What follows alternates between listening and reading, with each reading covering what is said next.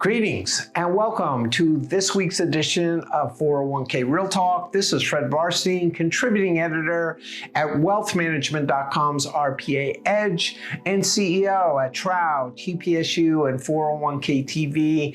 I review all of last week's stories and select the 5 most important and interesting ones, providing open, honest, and candid discussion you will not get anywhere else. So let's get real. First story, the DOL's new retirement security rule continues to be the hot topic of discussion as the industry digests the 500-page regulation. At the recent CKP training at UCLA, Fred Barstein, who actually read the rule twice, explained that it is expected to become law next summer with applicability at the beginning of 2025, though lawsuits could extend that until as late as 2028. Notably, a new administration could not wipe out the rule without going through proper procedures, but it could decide not to defend it in court. Along with changing the 5-part test, eliminating the need for an ongoing relationship, the rule eliminates the 84-24 exemption for agents employed by insurance companies like Northwestern Mutual and Mass Mutual, now treated as fiduciaries under the 4-part test, but would still apply to independent agents. Fred noted that advisors would be considered fiduciaries if they have discretion, say they are a fiduciary, and the investor could reasonably believe that the advice is individualized and is believed to be in their best interest. Meanwhile, many associations called for more than the 60 days allocated to a comment. NAPA defended the fixed income annuities called out by the DOL, and the Senate Education and Workforce Committee made snarky comments calling it the retirement insecurity rule. Next story, just as the DOL rule may inhibit IRA rollovers to higher cost funds, Morningstar and Envestnet have announced a new managed account service using Matrix as the custodian, leveraging IRA Logic's institutionally priced investments.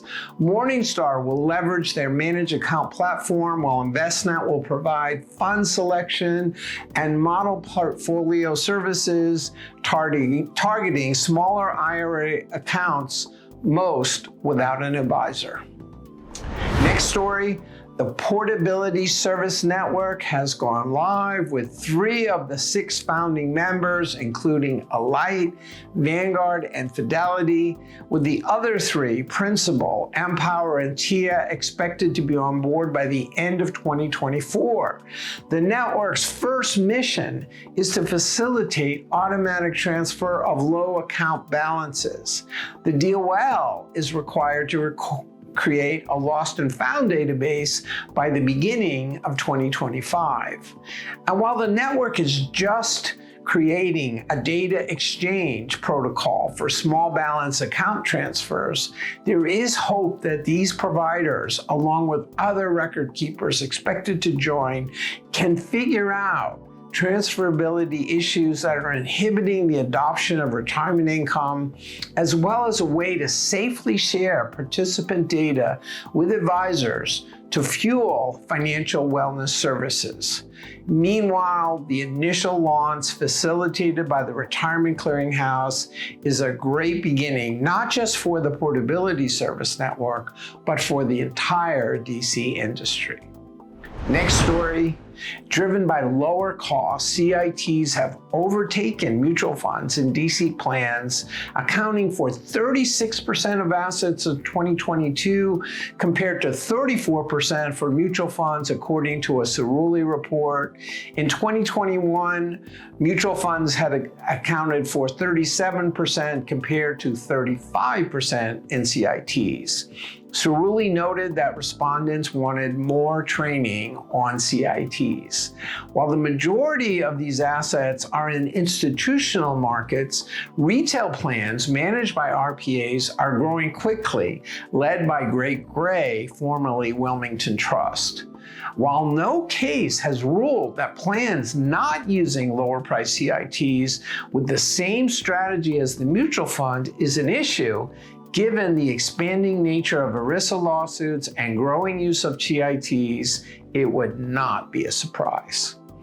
Finally, after years of telling inexperienced financial advisors that they should stay away from DC plans because of the complexity and liability, the DC industry is now desperately trying to activate them. So why now?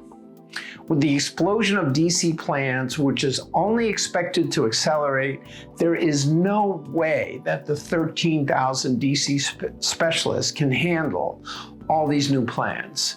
Read my recent column about why wealth advisors are expected to start paying more attention to DC plans and how that could affect RPAs.